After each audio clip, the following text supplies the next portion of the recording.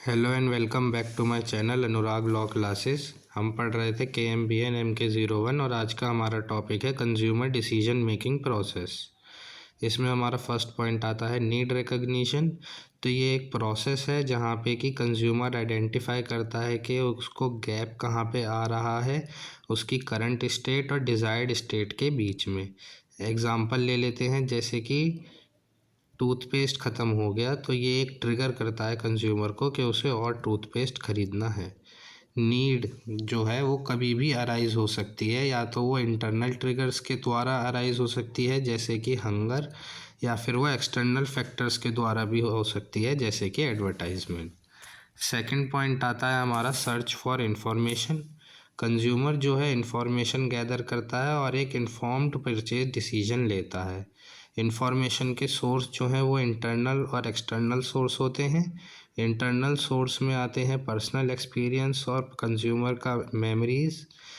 External sources में आते हैं फ्रेंड्स, फैमिली, या फिर ऑनलाइन रिव्यू, एडवर्टाइजमेंट, या फिर स्टोर के विजिट्स।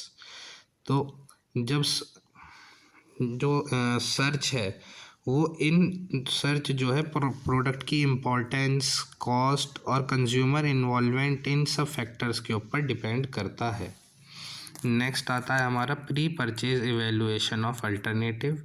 तो कंज्यूमर कंपेयर करता है प्रोडक्ट को और ब्रांड को कुछ स्पेसिफिक क्राइटेरियाज पे। वो क्राइटेरिया है प्राइस का, कि प्रोडक्ट की प्राइस कितना है, प्रोडक्ट की क्वालिटी कितनी है, प्रोडक्ट कितने फीचर और बेनिफिट प्रोवाइड करता है, और ब्रांड की रेपुटेशन क्या है।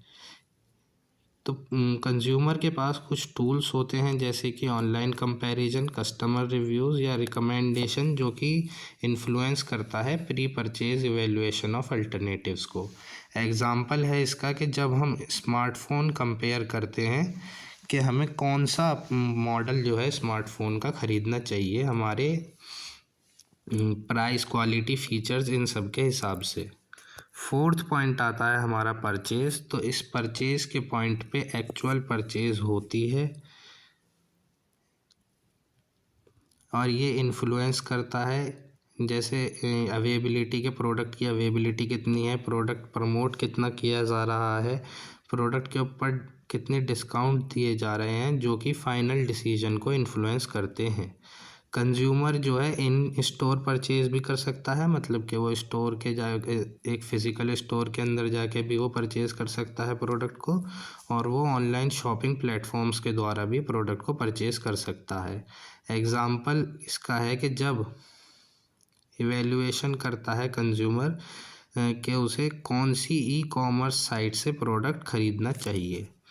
फिफ्थ पॉइंट आता है इसमें कंजम्पशन। तो कंज्यूमर जो है वो कंज्यूम करता है प्रोडक्ट को या सर्विस को, इससे कि वो सेटिस्फाई या डिससेटिस्फाई भी हो सकता है इस स्टेज के दौरान, और ये बहुत ही क्रिटिकल होता है आगे के फ्यूचर डिसीजंस के लिए। अगर प्रोडक्ट का प्रॉपर यूज़ किया गया है और उसने जो कंज्यूमर को जो उसकी नीड थी उसे फुलफ़िल किया है, तो कंज्यूमर फिर से रिपीटेड परचेज़ करता है। एग्ज़ाम्पल है कि कंज्यूमर ने एक नया लैपटॉप इस्तेमाल करा या ख़रीदा ताकि उसकी प्रोडक्टिविटी और ज़्यादा एनहेंस हो सके। सिक्स्थ पॉइंट आता है पोस्ट कंजम्पशन इवैल्यूएशन। तो ये कंजम्पशन के बाद आता है जहाँ पे कि कंज्यूमर इवैल्यूएट करता है कि उसका जो प्रोडक्ट है उसने उसकी एक्सपेक्टेशंस को मेट करा है, या फिर एक्सपेक्टेशन से ज़्यादा है, या फिर वो एक्सपेक्टेशंस पे खरा ही नहीं उतर पाया। इसके आउटकम होते हैं कि या तो कंज्यूमर सेटिस्फाइड होता है या फिर डिससेटिस्फाइड होता है। अगर कंज्यूमर सेटिस्फाइड होता है तो वो रिपीट परचेज़ करता है और वो बाकी लोगों को भी रिकमेंड करता है और उसका पॉजिटिव होता है वर्ड ऑफ माउथ। अगर कंज्यूमर डिससेटिस्फाइड होता है तो वो कंप्लेन करता है, रिटर्न करता है, या फिर नेगेटिव रिव्यूज़ भी डालता है प्रोडक्ट के बारे में। ये इवैल्यूएशन जो है ये इन्फ्लुएंस करता है ब्रांड के परसेप्शन को और कंज्यूमर के फ्यूचर बाइंग बिहेवियर को। लास्ट इसमें आता है डिसइन्वेस्टमेंट। तो डिसइन्वेस्टमेंट में डिस्पोजल होता है या फिर रिमूवल होता है प्रोडक्ट का, जब वो प्रोडक्ट कंज्यूम कर लिया जाता है। कंज्यूमर जो है वो रीसेल भी कर सकता है, रिसाइकल भी कर सकता है और डिस्कार्ड भी कर सकता है प्रोडक्ट को। रीसेलिंग जब करता है कंज्यूमर तो वो सेकेंड हैंड प्लेटफॉर्म के थ्रू उसे रीसेल करता है।